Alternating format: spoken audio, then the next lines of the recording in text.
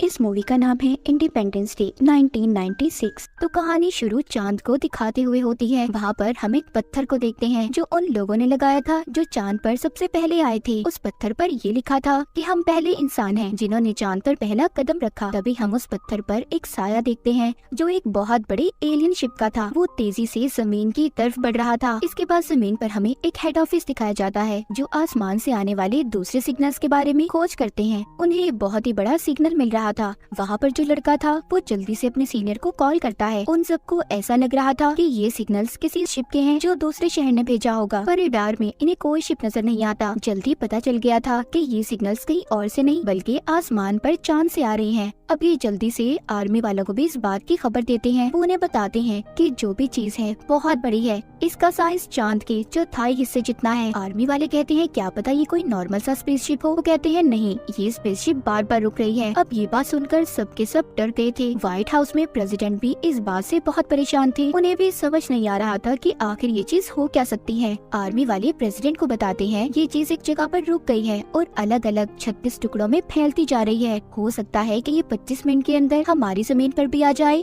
तभी कुछ ही देर बाद अलग अलग शहरों से ये खबरें आना शुरू हो गई थी कि उन्होंने आसमान पर आके बादलों को देखा है और ये बादल वही थे जो अलग अलग टुकड़ों में फैल गए थे। तभी थोड़ी ही देर बाद एक टुकड़ा मॉस्को शहर की तरफ भी बढ़ना शुरू कर देता है। जब ये बात प्रेसिडेंट को पता चलती है वो प्लेन को उस टुकड़े के पास भेजते हैं। वो भी आग की वजह से तबाह हो जाता है। इन्हें कुछ समझ नहीं आ रही थी कि आखिर ये चीज थी क्या। कुछ देर के बाद शहर में एक बहुत बड़ा स्पेसशिप आकर रुकता है जो पूरे शहर जितना था। और भी बहुत से स्पेसशिप अलग अलग शहरों में रुके थे। इन सब की वजह से टीवी स्टेशन में भी बहुत ज्यादा प्रॉब्लम हो रही थी। तभी हमें एक टीवी स्टेशन पर एक आदमी दिखाया जाता है जिसका नाम डेविड था। ये सैटेलाइट इंजीनियर था। जब ये सभी सिग्नल्स को देखता है तो इसे कुछ छुपे हुए सिग्नल्स भी मिलते हैं जो लगातार बीच में से गायब हो रहे थे। इसके बाद ये बाहर जाता है। डेविड आसमान की तरफ देखता है जहाँ पर इसे बहुत बड़ा एलियन शिप दिखाई दे रहा था। वो समझ गया था कि क्या होने वाला है। वो अंदर आकर स्टेशन के मालिक को बताता है आहिस्ता आहिस्ता एलियंस हमारे सिग्नल्स को बंद करके अपने सिग्नल्स को दुनिया में लाना चाहते हैं। अगर ऐसा हो गया तो समझो बहुत बड़ी तबाही होने वाली है। ये बड़े बड़े स्पेसशिप खाली नहीं बल्कि इनमें एलियंस हैं जो आकर हमारी जमीन पर कब्जा करना चाहते हैं। डेविड ये खबर प्रेसिडेंट तक भी पहुंचाना चाहता था। वो अपनी बीवी को कॉल करता है जो प्रेसिडेंट के साथ मिलकर काम करती थी। वो उसे सारी बात बता देता है। कहता है जल्दी हम पर हमला होने वाला है। लेकिन उसकी बीवी को उसकी बातों पर यकीन नहीं आता और फोन को बंद कर देती है। मगर डेविड जानता था इस बात को प्रेसिडेंट तक पहुंचाना कितना जरूरी था। इसीलिए वो अपनी डैड के साथ वॉशिंगटन डीसी निकल जाता है जहाँ पर व्हाइट हाउस था। वो पहुंचकर अपनी बीवी को कॉल करता है जिसकी मदद से वो प्रेसिडेंट तक पहुंच गया था। वो उन्हें बताता है कि हमारी जमीन गोल है और इसी वजह से एलियंस यहाँ पर आकर एक दूसरे को सिग्नल्स नहीं दे सकते। यही वजह है वो हमारी सैटेलाइट्स का इस्तेमाल कर रहे हैं और बहुत ही जल्दी वो दुनिया को तबाह करने वाले हैं। प्रेसिडेंट किसी बात को ध्यान से नहीं सुनते और वहाँ से चले जाते हैं। अब जब ये लोग व्हाइट हाउस के ऊपर भी एक स्पेसशिप को देखते हैं तो उनके पास अपना हेलीकॉप्टर भेजते हैं ताकि ये एलियन से राब्ता कर सके। मगर इससे पहले ये कुछ करते उस स्पेसशिप में से 2 मिसाइल्स आकर उनके हेलीकॉप्टर्स पर हमला करते हैं। प्रेसिडेंट भी इस बात को समझ गए थे कि एलियंस उनके शहर पर हमला करने आए हैं। डेविड की बात बिल्कुल सच थी। इसीलिए ये सब व्हाइट हाउस छोड़कर निकल जाते हैं। शहर में एक अफरा तफरी थी। सब इधर उधर भाग रहे थे क्योंकि सब के सब काफी डरे हुए थे। तभी वक्त खत्म हो जाता है, यानी कि डेविड ने जिस वक्त का अंदाजा लगाया था और उसी वक्त आसमान पर जो स्पेसशिप रुका हुआ था उसके दरवाजे खुलते हैं। उनमें से नीली रोशनी बाहर आ रही थी। सब लोग हैरानी से उस स्पेसशिप की तरफ देखते हैं। अगले ही पल वो स्पेसशिप एक बहुत बड़ा धमाका करता है जिसमें बड़ी सी बड़ी बिल्डिंग्स तबाह पर बात हो चुकी थी। प्रेसिडेंट को इस बात का बहुत दुख था। वो सोचते हैं काश मैं डेविड की बातों पर यकीन कर लेता, कितने सारे मासूम लोगों की जान चली गई। दूसरी तरफ हमें एयरफोर्स दिखाई जाती है जो अब उन एलियन से बदला लेना चाहती थी। इसीलिए वो अपने फाइटर प्लेन्स को स्पेसशिप के पास भेजते हैं। इनमें एक पायलट स्टीवन भी था। जब ये सभी उस शिप पर हमला करते हैं इनके मिसाइल्स वहाँ पर जाने से पहले ही तबाह हो गए थे क्योंकि उस स्पेसशिप के बाहर एक सेफ्टी कवर हिफाजती दीवार थी जिससे कोई भी उन्हें नुकसान नहीं पहुँचा सकता था। तभी उस स्पेसशिप में से छोटे शिप बाहर आते हैं जो उन फाइटर प्लेन्स पर हमला कर रहे थे। इनके हमले में सभी प्लेन्स तबाह हो जाते हैं। बचा था तो सिर्फ स्टीवन का प्लेन। इससे पहले स्पेसशिप उसे भी तबाह करता, स्टीवन अपने प्लेन का पैराशूट खोल देता है, जिसमें वो एलियन का शिप फंसकर नीचे गिर गया था। स्टीवन जब पास जाकर देखता है तो उसमें एक एलियन था जो काफी जख्मी था। स्टीवन उसे मुक्का मारकर बेहोश कर देता है। उधर दूसरी तरफ हमें प्रेसिडेंट को दिखाया जाता है जो बहुत परेशान थे क्योंकि अब एलियंस ने उनकी एयरफोर्स पर भी हमला कर दिया था। इसीलिए इनके लोग ये कहते हैं कि उन एलियंस पर हमें एक बहुत बड़ा हमला करना चाहिए, मगर प्रेसिडेंट ऐसा नहीं चाहते थे। वहाँ पर डेविड भी था जो कहता है हम ऐसे ही एलियंस पर हमला नहीं कर सकते, ऐसे तो हम अपना शहर खुद ही तबाह कर देंगे। इस बात पर मिनिस्टर को गुस्सा आता है, वो डेविड को जाने का कहते हैं। तभी यहाँ पर डेविड की डैड भी आ गई थी। वो सबको गुस्से से कहते हैं कि तुम्हें पहले ही इन सब के बारे में बताया गया था, तो तुमने लोगों को बचाने का इंतजाम क्यों नहीं किया? तुम जानते थे कि एलियंस का वजूद दुनिया में मौजूद है, तुमने इस बात को कैसे मजाक में लिया? और बहुत सालों पहले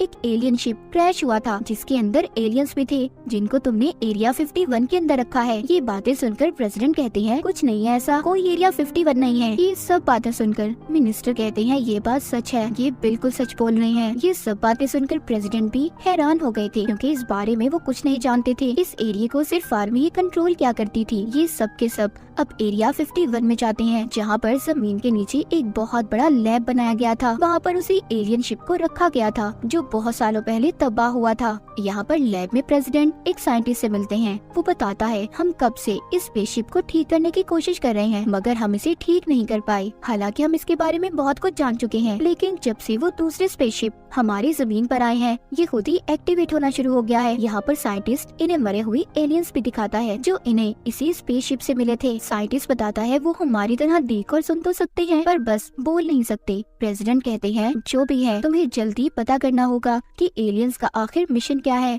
उधर हमें स्टीवन को दिखाया जाता है जिसके पास वो एलियन था। वो अपने पैराशूट से एलियन को खींचता आगे बढ़ रहा था। ये आगे जाकर एक ट्रक को रोकता है। ट्रक में बैठा आदमी भी बहुत वक्त पहले एक पायलट ही था। जब इसने स्पेस में जंग लड़ी तो इसे एलियंस ने अगवा कर लिया, मगर आज तक कोई भी इसकी इस बात पर यकीन नहीं करता था। अब खैर स्टीवन इस आदमी के साथ एलियन को लेकर बेस तक आ गया था और ये एरिया 51 ही था। पहले तो गार्ड्स इनको आगे जाने नहीं देते, मगर जब स्टीवन एलियन को दिखाता है तो सभी डर गए थे और इन्हें अंदर जाने की इजाजत दे देते हैं। एलियन को लैब में लाया गया था। जो उसने सूट पहना था वो साइंटिस्ट खोलता है, मगर कुछ ही देर के बाद एलियन को होश आ गया था। एलियन जैसे ही साइंटिस्ट की तरफ देखता है तो उसके सिर में अजीब सा दर्द होने लगा था। इसके बाद एलियन वहाँ पर सबको मार देता है। जब प्रेसिडेंट लैब में आते हैं तो ग्लास के पास उन्हें साइंटिस्ट की लाश मिलती है जिसका गला एलियन ने पकड़ा हुआ था और वो एलियन साइंटिस्ट के गले के जरिए प्रेसिडेंट से बात करता है। कहता है कि मुझे छोड़ दो। वो एलियन से कहते हैं देखो तुम हमसे सुलह कर लो, हम दोनों एक दूसरे से बहुत कुछ सीखेंगे। पर एलियन साफ साफ मना कर देता है। वो कहता है हम सिर्फ तुम्हें मारना चाहते हैं। अब जैसा दर्द साइंटिस्ट के सिर में हुआ था वैसा ही दर्द प्रेसिडेंट के सिर में भी हो रहा था। दरअसल ये एलियन की एक ताकत थी कि कोई भी जब उनकी तरफ देखता था तो वो अपने कंट्रोल में नहीं रहता। इसीलिए प्रेसिडेंट के आदमी एलियन को वहाँ पर मार देते हैं, जिसके बाद प्रेसिडेंट ठीक हो गए थे। अब वो भी समझ जाते हैं कि एलियन आखिर उनसे चाहते क्या है। वो अपने लोगों को बताते हैं कि एलियन हमारी दुनिया पर कब्जा करने आए हैं। वो इसी तरह एक प्लेनेट से दूसरे प्लेनेट पर घूमते रहते हैं और अब हमारे प्लेनेट यानी जमीन की बारी है। अब हमारे पास उन पर हमला करने के अलावा कोई चारा नहीं, इसीलिए ये हमला करते हैं। पर उनके स्पेसशिप की हिफाजती दीवार इनके हमले को रोक लेती है।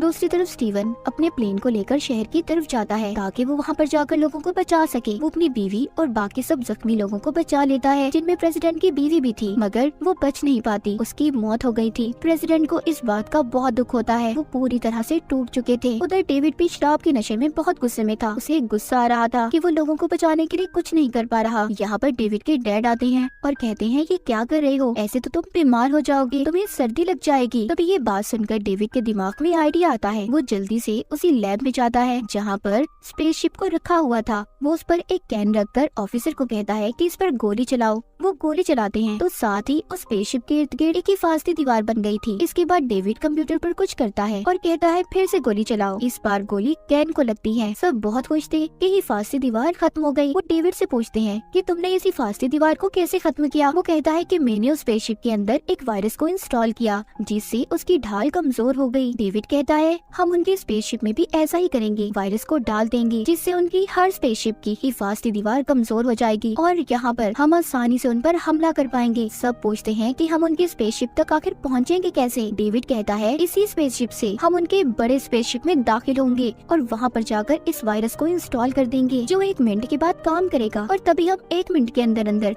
वहाँ से निकल जाएंगे। सब इस बात को मान गए थे, पर सवाल ये था कि स्पेसशिप को चलाएगा कौन। यहाँ पर स्टीवन कहता है मैं चलाऊंगा इसे। ये सभी मुल्कों तक इस मैसेज को पहुँचा देते हैं कि हम एलियंस पर जवाबी हमला करने वाले हैं और आपके शहरों में भी जो स्पेसशिप है आपको उन पर हमला करना होगा। सब लोग तैयार थे कि वो एलियंस पर हमला करके उन्हें खत्म कर देंगे। स्टीवन और डेविड के स्पेसशिप में एक मिसाइल को भी लोड किया जाता है। यहाँ पर प्रेसिडेंट कहते हैं कि अभी भी हमारे पास पायलट की कमी है। ये अवाम के पास जाकर ऐलान करते हैं कि जिसे भी प्लेन उड़ाना आता है वो हमारी टीम में शामिल हो जाए। यहाँ पर वही आदमी जिसने स्टीवन की मदद की थी, जिसको कई सालों पहले एलियंस ने अगवा भी किया था, वो भी इनके साथ टीम में आने को तैयार था। डेविड और स्टीवन दोनों स्पेसशिप में बैठकर उड़ने के लिए तैयार थे। ये उनके सबसे बड़े स्पेसशिप के अंदर दाखिल हो गए थे, जहाँ पर ये देखते हैं एलियंस की बहुत बड़ी तादाद है जो हमला करने की तैयारी कर रही है। इनका स्पेसशिप खुद ही रुक गया था। डेविड वहाँ पर अब वायरस को इंस्टॉल कर देता है। जब वायरस इंस्टॉल हो जाता है तो ये अपनी आर्मी को भी बता देते हैं, इसीलिए बाहर इनके प्लेन्स जमीन वाले स्पेसशिप पर हमला करने के लिए तैयार थे। पहले तो इनके मिसाइल्स काम नहीं करते, मगर दूसरी बार कोशिश करने पर मिसाइल स्पेसशिप पर जाकर लगते हैं। सभी बहुत खुश थे, लेकिन उस बड़े स्पेसशिप में से अब छोटे स्पेसशिप बाहर आते हैं जो उनके प्लेन्स पर हमले कर रहे थे। इस बार वो आदमी जो स्टीवन को मिला था वो अपने प्लेन को उस बड़े स्पेसशिप के साथ टकरा देता है, जिससे बहुत बड़ा धमाका हुआ था। उधर स्टीवन और डेविड एलियन के मदरशिप पर थे, उनका शिप भी वहीं पर फंस गया था। ये दोनों भी फैसला करते हैं कि ये मिसाइल को यहीं पर लोड कर देंगे, चाहे इनकी जान ही क्यों न चली जाए। पर एलियंस को ये अब जिंदा नहीं छोड़ेंगे। जैसे ही मिसाइल कंट्रोल पैनल से टकराता है, इनका स्पेसशिप भी खुद ही छूट गया था। इनके पास इस मदरशिप से निकलने के लिए 30 सेकंड थे। उसका दरवाजा भी बंद होने वाला था। ये अपनी कोशिश करके उससे बाहर आ जाते हैं। जैसे ही ये बाहर निकलते हैं, उन एलियन के शिप में बहुत बड़ा धमाका होता है। जमीन पर भी जितने स्पेसशिप थे सभी को इंसानों ने खत्म कर दिया था। इसी तरह से एलियंस की हार और इंसानों की जीत हुई थी। इंसान ने अपनी जमीन को एलियन से बचा लिया था और इसी के साथ ये कहानी यहीं पर खत्म हो जाती है।